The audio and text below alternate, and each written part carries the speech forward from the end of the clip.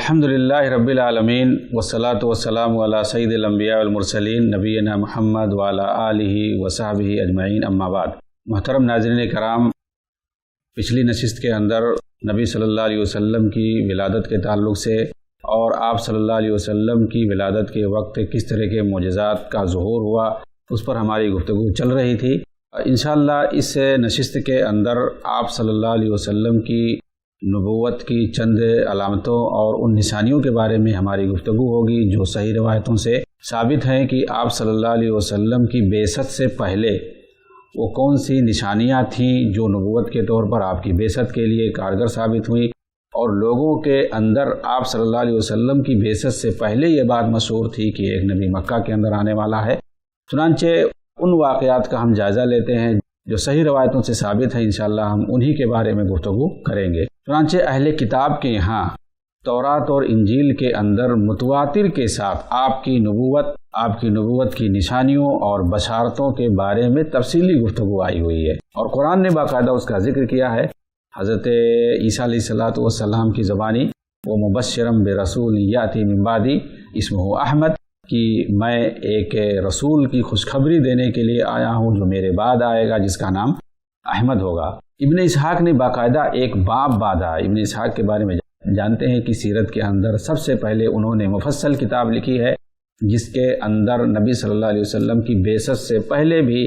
پوری ایک جلد میں کتاب المبتدا کے نام سے لکھی ہے۔ اس کے اندر تمام انبیاء کے واقعات حضرت آدم سے لے کر کے حضرت عیسیٰ تک پورا بیان کیا ہے تفصیل سے۔ انہوں نے ابن اسحاق نے باقاعدہ ایک باب باندھا ہے نبی صلی اللہ علیہ وسلم کی نبوت کی نشانیوں کے تعلق سے، جس کے اندر اس دور کے نبی صلی اللہ علیہ وسلم کی بعثت کے وقت اس دور کے عرب کاہنوں، یہودی علماء اور عیسائی راہبوں کے بہت سے ایسے اقوال کو نقل کر دیے ہیں جن سے صاف پتہ چلتا ہے کہ نبی منتظر کی بعثت کا وقت بالکل قریب آ چکا ہے۔ ابن ہشام نے بھی اسیرہ نبویہ کی ترتیب دیتے وقت اس کو تفصیل سے بیان کیا ہے۔ انفرادی طور پر بھی بہت سارے لوگوں کے ساتھ ایسے واقعات پیش آئے جن سے آپ صلی اللہ علیہ وسلم کی نبوت کی نشانیوں کا پتہ چلتا ہے۔ مثال کے طور پر سلمان فارسی رضی اللہ تعالیٰ عنہ کا واقعہ جو کہ بہت ہی مشہور ہے۔ کیسے آپ ایران میں رہتے تھے، مجوسی کے گھر میں آپ پیدا ہوئے تھے، وہاں سے کیسے آپ ملک شام میں گئے، نصیبین گئے، بصرہ گئے اور دوسرے علاقوں میں گئے، وہاں سے پھر کیسے ہوتے ہوئے عیسائی راہبوں کے ذریعے سے آپ کو پتہ چلا کہ جو نبی آنے والا ہے، جو نبی منتظر ہے وہ عربوں کے اندر آئے گا، پھر وہاں سے کیسے آپ مدینہ میں آئے اور آپ کو صحیح جگہ کی تعین ہو گئی۔ چنانچہ اللہ کے رسول جب ہجرت کر کے گئے تو وہاں پر ان کو خبر ہوئی اور پتہ چلا کہ وہ نبی منتظر مدینہ میں آ چکا ہے، تو ان کا واقعہ مشہور ہے۔ اس طرح سے انفرادی واقعات بہت زیادہ ہیں۔ میں نے اشارتاً سلمان فارسی کا واقعہ بیان کیا۔ بعثت سے پہلے جنوں پر شہاب ثاقب پھینکے جاتے تھے، یہ چیز صحیح روایتوں سے ثابت ہے، تاکہ کہانت کا کلا کما کر دیا جائے۔ کہانت بہت مشہور تھی، یہ عادت عربوں کے یہاں پائی جاتی تھی، اور کہتے ہیں کہ ہر کاہن کے پاس شیطان ہوتے تھے، وہ اوپر سے خبریں یعنی آسمانی خبروں کو وہ لوگ اچک کر کے لاتے تھے اور کاہنوں کو بتا دیا کرتے تھے، اور پھر اس کے بعد وہ اس ایک بات کے اندر سینکڑوں باتیں 99 بات جھوٹ ملا کر کے لوگوں کے اندر بیان کرتے تھے، اور ان کی ایک بات یعنی 100 بات میں ایک بات ان کی صحیح ہو جاتی تھی، اور اسی ایک بات کی وجہ سے کاہن پر لوگوں کا اعتماد اور بھروسہ رہتا تھا۔ تو اللہ کے رسول صلی اللہ علیہ وسلم کی جس وقت بعثت ہوئی ہے اس وقت ان شیاطین کو شہاب ثاقب سے مارا جاتا تھا تاکہ کوئی آسمان تک پہنچ نہ پائے۔ چنانچہ جنوں کو وہ آسمانی اطلاعات، آسمانی خبروں کا پتہ نہیں چل پاتا تھا۔ یہ صحیح مسلم کے اندر ہے باقاعدہ، آپ سورہ جن پڑھیں گے اور اس کے اندر پوری تفصیل پائیں گے۔ اسی طرح سے اور دوسری آیتوں کے اندر یہ چیز پائی جاتی ہے۔ سورہ احقاف کے اندر بھی جنوں کا واقعہ بیان ہے، وہاں پر یہ چیز آتی ہے کہ جنوں نے باقاعدہ اس بات کا پتہ لگانے کے لیے ڈھونڈ رہے تھے کہ آخر وہ کون سا نبی آنے والا ہے اس وقت جس کی وجہ سے ہمیں آسمان کی خبروں کو سننے سے روک دیا گیا ہے، ہم جب بھی اوپر جاتے ہیں ہمیں شہاب ثاقب سے مارا جاتا ہے۔ کہتے ہیں کہ مکہ کے اندر اللہ کے رسول وادی نخلا میں تھے، وہاں پر جناتوں نے دیکھا آپ قرآن کی تلاوت کر رہے ہیں، تب ان کو پتہ چلا کہ ہاں یہی نبی ہے، اسی کی وجہ سے ہم لوگوں کو اوپر کی خبروں کو سننے سے روک دیا گیا ہے۔ بہرحال نبی صلی اللہ علیہ وسلم کی بعثت کے وقت یہ بات مشہور تھی کہ کاہنوں کو کوئی خبر آسمان سے ملنے نہیں پاتی تھی، ان کی ساری باتیں جھوٹی ہو جاتی تھی، یعنی کوئی شیطان ان کو اوپر کی خبر لا کر کے نہیں دیتا تھا۔ صحیح مسلم کے اندر اس کی تفصیل موجود ہے۔ اسی طرح سے ایک مشہور کاہن دور جاہلیت کا جس کا نام سواد بن قارب تھا، ازدی سدوسی، یہ ایک یہودی تھا، بعد میں یہ مسلمان ہو گیا۔ اس نے سیدنا عمر رضی اللہ تعالیٰ عنہ کو خود بتلایا تھا کہ نبی کریم کی بعثت سے کچھ دیر قبل شیاطین نے کاہنوں کو آ کر کے خبر دی کہ ان لوگوں کو اوپر سے خبریں سننے کا جو معاملہ تھا اس کو بند کر دیا گیا ہے۔ اس وقت کاہنوں کے جو شیاطین ہیں وہ انتہائی ذلیل اور عاجز ہو چکے ہیں، وہ کاہنوں کو کوئی خبر نہیں بتا پا رہے ہیں۔ چونکہ وہ ایک مشہور کاہن تھا، اس کو ساری چیزیں معلوم تھی۔ اس کا نام تھا سواد ابن قارب ازدی سدوسی، ایک یہودی تھا۔ اس نے سیدنا عمر رضی اللہ تعالیٰ عنہ کو یہ بات بتلائی تھی۔ یہ سیرت ابن ہشام کے اندر تفصیل سے موجود ہے یہ پورا واقعہ۔ خود سیدنا عمر رضی اللہ تعالیٰ عنہ اپنا واقعہ بتاتے ہیں دور جاہلیت کا کہ ایک بت تھا اس کے پاس میں موجود تھا، لوگ وہاں پر چڑھاوا چڑھانے آتے تھے۔ ایک مرتبہ ایسا ہوا کہ میں وہاں پر تھا، ایک بچھڑے کو وہاں پر ذبح کیا گیا، اور جب بتوں پر کوئی جانور ذبح کرتے تھے تو بہت سارے لوگ جاتے تھے اور اس کا گوشت لے آتے تھے۔ کہہ رہے ہیں کہ میں بھی منتظر تھا اس کے گوشت کے لیے میں بھی انتظار کر رہا تھا۔ اچانک میں نے اس بچھڑے کے اندر سے آواز سنی، ایک زبردست آواز نکلی۔ وہ کہہ رہا تھا، او بے شرم شخص، نجات والی چیز آ چکی ہے۔ ایک شخص بلند آواز سے کہہ رہا ہے اللہ کے سوا کوئی معبود نہیں، یعنی گویا اللہ کے رسول صلی اللہ علیہ وسلم کی طرف اشارہ تھا۔ کہتے ہیں کہ یہ واقعہ جو میرے ساتھ پیش آیا یہ ظہور اسلام سے صرف 1 ماہ پہلے کی بات ہے۔ فتح الباری میں اس واقعے کو، دلائل النبوہ کے اندر اس واقعے کو مختلف لوگوں نے اس واقعے کو نقل کیا ہے سیدنا عمر بن خطاب رضی اللہ تعالیٰ عنہ کے بارے میں کہ ایک بت کے پاس گئے تو کس طرح سے ان کے ساتھ واقعہ پیش آیا۔ سلمہ ابن سلامہ ابن وقص انصاری رضی اللہ تعالیٰ عنہ بیان کرتے ہیں، یہ مدینہ کے ہیں، کہ مدینہ کے اندر قبیلے بنو اسہل کے پڑوسیوں میں ایک یہودی رہا کرتا تھا۔ اس نے قبیلے بنو اسہل کے لوگوں کو جو کہ مشرکین تھے ان کو آ کر کے بہت ساری باتیں وہ بتاتا تھا، آخرت کی بات بتاتا تھا، توحید کی بات بتاتا تھا، جزا اور سزا کی بات بتاتا تھا۔ کہتے کہ اس نے ایک بات یہ بھی بتائی کہ ایک نبی آنے والا ہے، ایک نبی جلد ہی آنے والا ہے۔ لوگوں نے پوچھا کہ بھائی تم جو یہ بات کہہ رہے ہو، یہ ساری چیزیں بتاتے ہو کہ انسان مرنے کے بعد زندہ ہوگا اور اس کے بعد ہر ایک کو اس کے کیے کا بدلہ ملے گا، ہر ایک سے حساب و کتاب ہوگا، جنت اور جہنم، بہت ساری غیب کی چیزیں وہ بتاتا تھا لوگوں کو۔ ممکن ہے وہ کتابوں میں پڑھا ہو، اور ان کے یہاں بھی یعنی اہل کتاب کے یہاں یہ ساری چیزیں موجود ہیں، وہ عالم تھا اس نے۔ تو لوگوں نے پوچھا کہ بھائی اس کی کیا نشانی ہے تمہارے پاس؟ تو اس نے کہا ایک نبی آنے والا ہے، اور پھر اس کے بعد کہا کہاں آئے گا؟ تو اس نے اشارہ کیا مکہ اور یمن کی طرف، کہ مکہ اور یمن کی طرف سے ایک نبی نکلے گا، وہیں سے آئے گا۔ تو یہ سلمہ ابن سلامہ ابن وقص ہے انصاری رضی اللہ تعالیٰ عنہ، جو بعد میں فوراً جیسے نبی صلی اللہ علیہ وسلم کا ظہور ہوا انہوں نے اسلام قبول کر لیا، اور مدینہ والوں نے چونکہ یہودی ان سے بتاتے رہتے تھے ایک نبی آنے والا ہے تو انہوں نے جلدی اسلام قبول کیا۔ ابن اسحاق نے ایک واقعہ نقل کیا ہے ثعلبہ ابن سعیہ، اسید ابن سعیہ اور اسی طرح سے اسد ابن عبید کے حوالے سے کہ بنو قریظہ کے قریبی جو تھے بنو حدل ان کے یہودیوں میں سے تھے، ان کے اسلام لانے کا ایک سبب، یعنی جو بنو حدل تھے یہ یہودیوں کا ایک قبیلہ تھا، بنو قریظہ میں یہ رہتے تھے وہاں پر، ان لوگوں نے اسلام قبول کیا تھا۔ یہ کب اسلام قبول کیا تھا؟ جس وقت بنو قریظہ پر چڑھائی کی گئی تھی سن 5 یا 6 ہجری میں، اس وقت یہ لوگ اسلام لائے تھے۔ کہتے ہیں کہ اس کا سبب بتایا جاتا ہے، ان کے اسلام لانے کا سبب، یعنی کئی یہودی ایک ساتھ اسلام لائے تھے قبیلے کے لوگ۔ کہتے ہیں کہ ابن الحیبان ایک یہودی تھا، وہ سبب بنا تھا ان لوگوں کے اسلام لانے کا۔ یہ شخص بعثت سے کئی سال پہلے شام سے مدینہ کی طرف آیا تھا۔ اس نے آ کر کے مدینہ کے اندر جو لوگ تھے ان سے بتایا کہ میرے مدینہ آنے کا سبب یہ ہے کہ مجھے توقع تھی کہ آخری نبی آ چکا ہے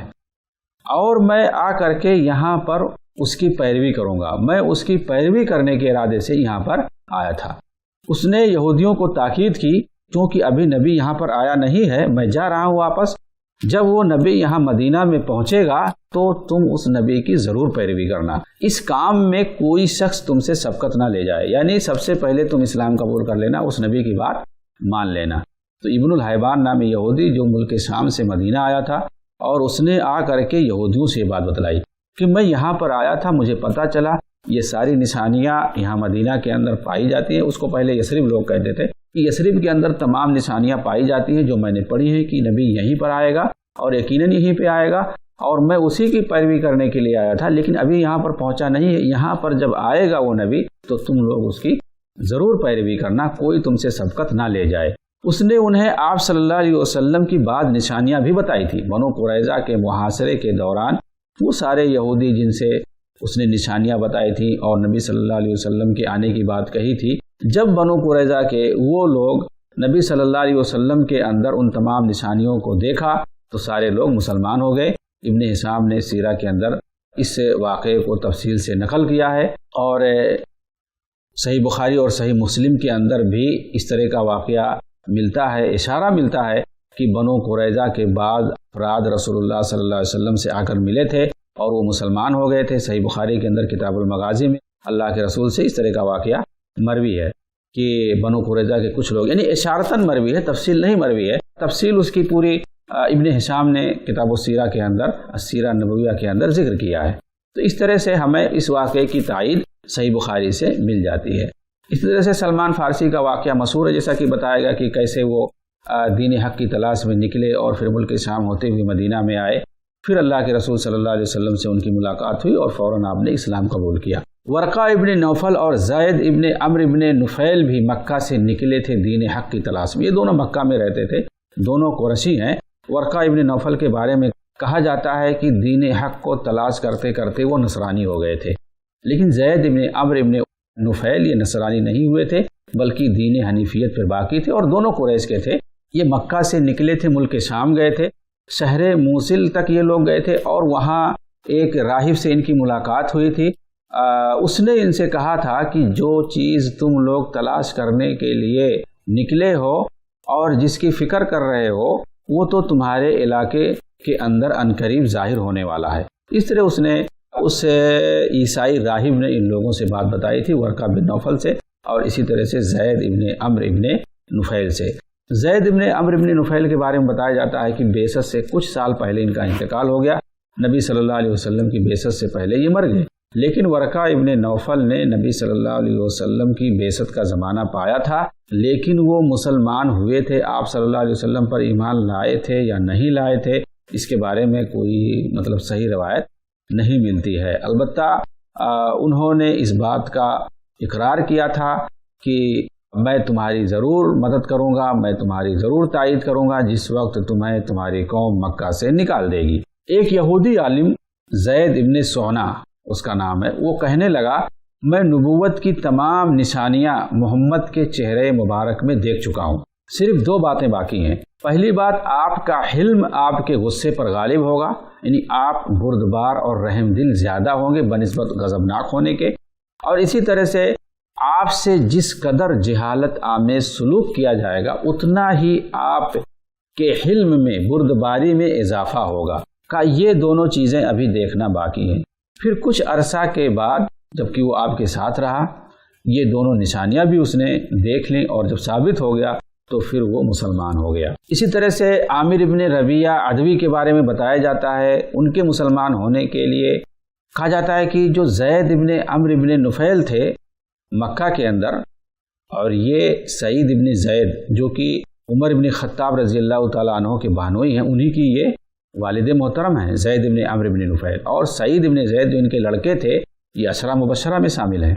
زید ابن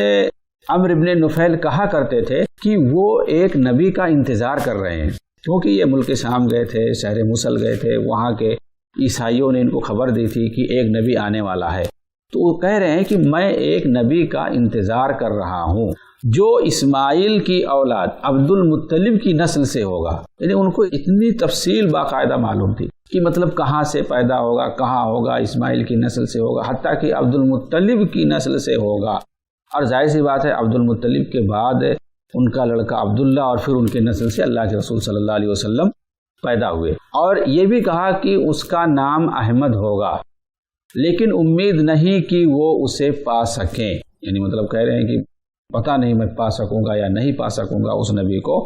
اب میں اسی نبی کا انتظار کر رہا ہوں، وہ جیسے ہی ظاہر ہوگا میں اس پر ایمان لاؤں گا۔ ظاہر سی بات ہے ان کے لڑکے تھے سعید ابن زید، اللہ کے رسول صلی اللہ علیہ وسلم کی بعثت کے وقت ہی وہ مسلمان ہو گئے تھے۔ وہ لوگوں کو اس نبی کی نشانیاں بتایا کرتے تھے، یعنی زید بن عمرو بن نفیل لوگوں کو بتاتے تھے ایک نبی آئے گا، ایسا ہوگا، اسماعیل کی نسل سے ہوگا، عبد المطلب کی نسل سے ہوگا، اس کے اندر یہ نشانیاں پائی جائیں گی۔ کہتے ہیں کہ مختلف نشانیاں وہ نبی صلی اللہ علیہ وسلم کے بارے میں، یعنی جو بھی نبی آنے والا ہے اس کے بارے میں وہ لوگوں کو بتاتے تھے۔ اور ان کے بارے میں یہ بھی آتا ہے کہ یہ لوگوں کو توحید کی تبلیغ کرتے تھے، توحید کی طرف بلاتے تھے، بت پرستی سے لوگوں کو منع کرتے تھے، بت پرستی سے لوگوں کو منع کرتے تھے، کیونکہ وہ دین حنیف پر قائم تھے۔ دراصل انہوں نے، جیسا کہ میں نے بتایا، ملک شام گئے تھے اور دوسرے علاقوں میں گئے تھے اور یہ دین حق کی تلاش میں تھے، تو اہل کتاب سے یعنی عیسائیوں اور یہودیوں سے یہ اس طرح کی بات سنا کرتے تھے، جس طرح سے کہ ورقہ ابن نوفل تھے، وہ بھی انہی لوگوں کی بات سنتے تھے، لیکن وہ عیسائی ہو گئے تھے۔ لیکن یہ زید بن عمرو بن نفیل یہ عیسائی نہیں ہوئے تھے۔ اسی طرح سے دور جاہلیت کے اندر ایک بہت ہی مشہور شخصیت جس کا نام قس بن ساعدہ الایادی ہے، ان کے بارے میں آتا ہے کہ یہ کہا کرتے تھے کہ روئے زمین پر کوئی بھی دین مجھے اس دین سے زیادہ پسند نہیں جس کا دور بس آنے ہی والا ہے، اور وہ تمہیں پاکے رہے گا۔ مبارک ہو وہ شخص جس کو وہ دین ملے اور وہ اس کی پیروی کرے، اور بربادی ہے اس شخص کے لیے جو اسے پائے لیکن قبول نہ کرے۔ قس بن ساعدہ الایادی کے بارے میں آتا ہے کہ یہ بندہ بہت ہی عمر دراز تھا، 280 سال کی عمر میں اس کی وفات ہوئی تھی۔ اللہ کے رسول صلی اللہ علیہ وسلم کی عمر جس وقت 35 سال کی تھی، آپ صلی اللہ علیہ وسلم سوق اوکاز میں جا کر کے دیکھتے تھے کہ ایک لال اونٹ پر، سرخ اونٹ پر سوار ہو کر کے یہ بندہ لوگوں کو توحید کی دعوت دیتا تھا، آخرت کی یاد دلاتا تھا، موت کی یاد دلاتا تھا، منظوم کلام میں بھی اور اسی طرح سے منصور کلام میں بھی۔ لیکن یہ تاریخی روایت ہے۔ بہرحال اس سے اشارہ ملتا ہے کہ قس بن ساعدہ الایادی جو کہ یمن کا تھا اور سوق اوکاز میں آ کر کے، مکہ میں آ کر کے لوگوں کو توحید کی دعوت دیتا تھا، بت پرستی سے روکتا تھا، آخرت کی یاد دلاتا تھا، موت کی یاد دلاتا تھا، توحید کی بات کرتا تھا۔ یہ بندہ نبی صلی اللہ علیہ وسلم کی بعثت سے چند سال پہلے تک موجود تھا، اور نبی صلی اللہ علیہ وسلم کی جب بعثت ہوئی تو اس سے پہلے وہ انتقال کر چکا تھا۔ بہت ہی معروف شخصیت ہے قس بن ساعدہ الایادی کی۔ اسی طرح سے ہم دیکھتے ہیں کہ جب کبھی یہودیوں اور عرب کے مشرکین کے درمیان لڑائی ہوتی، خاص طور سے مدینہ کے اندر، تو یہودی کہا کرتے تھے کہ عنقریب اللہ رب العالمین کی سچی کتاب لے کر اللہ عز و جل کے ایک عظیم الشان پیغمبر تشریف لانے والے ہیں، ہم ان کے ساتھ مل کر کے تمہیں ایسا قتل و غارت کریں گے کہ تمہارا نام و نشان مٹ جائے گا۔ یہودی جو ہے مشرکین کو اور کافروں کو، مدینہ والوں کو اس طرح سے بات سناتے تھے اور کہتے تھے کہ اللہ تعالیٰ سے دعائیں کرتے تھے وہ لوگ، اور کہتے تھے کہ اے اللہ تو اس نبی کو جلد بھیج دے جس کی صفتیں ہم تورات میں پڑھتے ہیں، تاکہ ہم ان پر ایمان لا کر کے اس کے ساتھ مل کر اپنا بازو مضبوط کر کے تیرے دشمنوں سے انتقام لیں۔ مشرکوں سے وہ کہا کرتے تھے کہ اس نبی کا زمانہ اب بالکل قریب آ چکا ہے، لیکن جس وقت حضور پاک صلی اللہ علیہ وسلم مبعوث ہوئے، یہودیوں نے تمام نشانیاں دیکھ لیں اور پہچان بھی لیا، بلکہ قرآن کے اندر آتا ہے کہ ان لوگوں نے نبی صلی اللہ علیہ وسلم کو ویسے ہی پہچانا، ویسے ہی ان کو یقین تھا آپ کی نبوت پر جیسے وہ اپنے بچوں کو پہچانتے تھے، اور انہیں یقین تھا کہ یہ ہمارے بیٹے ہیں، اسی طرح سے وہ باقاعدہ جانتے تھے، اور وہ دل سے قائل بھی تھے کہ ہاں بالکل یہی نبی ہیں، انہی کا انتظار تھا۔ سارے صفات اور اوصاف جو ان کی کتابوں میں مذکور تھے، وہ سارے اوصاف، وہ ساری نشانیاں اور علامتیں آپ صلی اللہ علیہ وسلم کے اندر پائی جاتی تھی۔ مگر چونکہ آپ عربوں میں سے تھے، آپ کا تعلق اسماعیل کی نسل سے تھا، اسحاق کی نسل سے نہیں تھا، اس لیے انہوں نے حسد کیا، آپ صلی اللہ علیہ وسلم کی نبوت کو ماننے سے انکار کر دیا، اور اس طرح سے وہ اللہ رب العالمین کی لعنت کے مستحق ہوئے۔ بلکہ وہ مشرکین مدینہ جو ان سے نبی کریم صلی اللہ علیہ وسلم کی آمد کے بارے میں سنتے چلے آتے تھے، انہیں تو ایمان نصیب ہوا، بالآخر نبی کریم صلی اللہ علیہ وسلم کے ساتھ مل کر وہ یہود پر غالب آئے۔ اسی کی طرف اللہ رب العالمین نے اشارہ کرتے ہوئے فرمایا ہے وَلَمَّا جَاءَهُمْ كِتَابٌ مِّنْ عِندِ اللَّهِ مُصَدِّقٌ لِّمَا مَعَهُمْ وَكَانُوا مِن قَبْلُ يَسْتَفْتِحُونَ عَلَى الَّذِينَ كَفَرُوا فَلَمَّا جَاءَهُم مَّا عَرَفُوا كَفَرُوا بِهِ فَلَعْنَةُ اللَّهِ عَلَى الْكَافِرِينَ، کہ جب ان کے پاس اللہ کی کتاب آ گئی جو تصدیق کرنے والی تھی ان چیزوں کی، ان نشانیوں علامتوں کی جو ان کے پاس تھے، اور اس سے پہلے وہ لوگ کافروں پر فتح طلب کر رہے تھے، لیکن جب اللہ رب العالمین نے اس نبی کو بھیجا انہوں نے پہچان لیا، تو صاف صاف انکار بیٹھے، اللہ رب العالمین کی لعنت ہو ایسے کافروں پر۔ تو یہ چیز قرآن کے اندر باقاعدہ سورہ بقرہ میں 89 نمبر آیت میں اس کی پوری وضاحت موجود ہے کہ یہودی کس طرح سے انتظار کر رہے تھے۔ وہ سوچتے تھے کہ اسحاق کی نسل میں سے وہ نبی آئے گا اور مدینہ کے اندر آئے گا، کہیں بھی پیدا ہوا وہ مدینہ کے اندر وہ آ کر کے یہیں پر رہے گا، اس کے ساتھ ہم مل کر کے دوسرے لوگوں پر، عربوں پر ہم فتح حاصل کریں گے۔ لیکن جب انہیں پتہ چلا کہ وہ اسماعیل کی نسل سے ہیں اور انہوں نے حقیقی طرح سے جان لیا، پہچان لیا، پھر بھی حسد کرتے ہوئے انہوں نے آپ پر ایمان نہیں لائے اور انہوں نے انکار کر دیا۔ لیکن مدینہ والے جو کہ یہودیوں سے بار بار یہ چیز سنتے تھے، انہوں نے سبقت کیا اسلام لانے میں۔ چنانچہ یہ بات مروی ہے کہ 12 نبوی اور 13 نبوی کے اندر، جو کہ بیعت عقبہ اولی اور بیعت عقبہ ثانیہ مشہور ہے، مدینہ ہی کے بہت سارے لوگ حج کرنے کے لیے گئے تھے دونوں سال میں، اور وہاں پر آپ صلی اللہ علیہ وسلم سے ان لوگوں نے بیعت کی۔ انہوں نے بتلایا باقاعدہ کہ یہودیوں نے اس طرح سے ہمیں بتلایا ہے، چنانچہ ہم نہیں چاہتے ہیں کہ وہ ہم سے سبقت لے جائے ایمان لانے میں، ہم پہلے ایمان لاتے ہیں۔ تو پتہ چلا کہ مدینہ والوں کو ساری چیزیں مکہ والوں سے زیادہ معلوم تھیں۔ ایک مرتبہ سیدنا معاذ ابن جبل، بشر ابن معروف برا اور اسی طرح سے داؤد ابن سلمہ رضی اللہ تعالی عنہم اجمعین نے ان یہود مدینہ سے کہا بھی کہ تم تو ہمارے شرک کی حالت میں ہم سے نبی کریم صلی اللہ علیہ وسلم کی نبوت کا ذکر کیا کرتے تھے، بلکہ ہمیں ڈرایا کرتے تھے، اور اب جب کہ وہ عام اوصاف اور صفات جو تم بیان کرتے تھے وہ تمام اوصاف آپ صلی اللہ علیہ وسلم کے اندر موجود ہیں،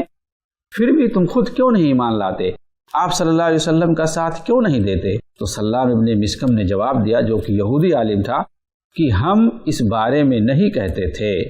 انہیں صاف انکار کر رہا ہے، اس کا کہنے کا مطلب یہ ہے کہ ہم دوسرے کے بارے میں کہتے تھے، مطلب یہ ہے کہ ہم چاہتے تھے کہ ہماری نسل سے، اسحاق کی نسل سے وہ نبی آئے گا، یہ اس کے بارے میں ہم نہیں کہتے تھے۔ مطلب یہ ہے کہ یہ تو اسماعیل کی نسل سے، اس کے بارے میں ہم نہیں کہتے تھے۔ اسی کا ذکر اس آیت کے اندر موجود ہے کہ پہلے تو یہ مانتے تھے، منتظر بھی تھے، لیکن آپ صلی اللہ علیہ وسلم کے آنے کے بعد حسد اور تکبر سے، اپنی ریاست کے کھو جانے کے ڈر سے انہوں نے صاف انکار کر دیا، آپ صلی اللہ علیہ وسلم کی نبوت کو ماننے سے انکار کر دیا۔ آپ صلی اللہ علیہ وسلم کی نبوت کی نشانیوں میں سے ابو سفیان کے ساتھ ہرقل کا واقعہ جو ہے وہ بھی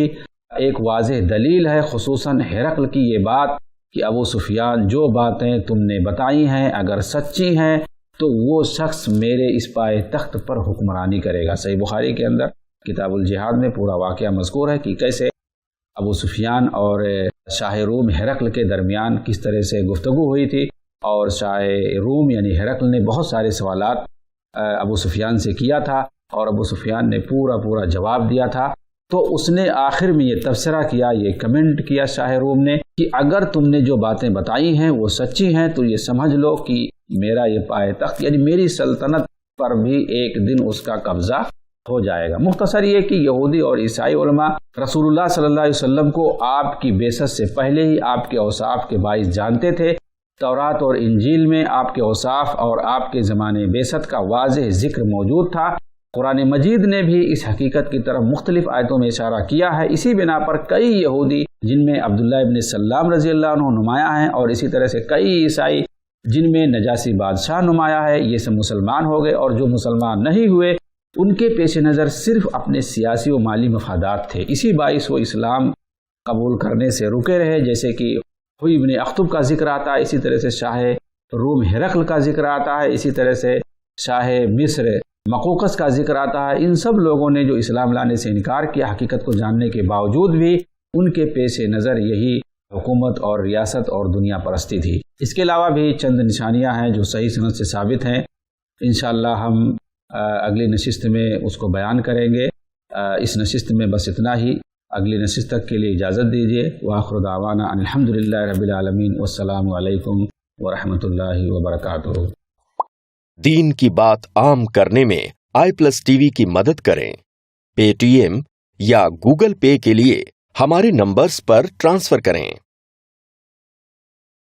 ایسے ہی اور ویڈیوز بنانے میں ہماری مدد کریں۔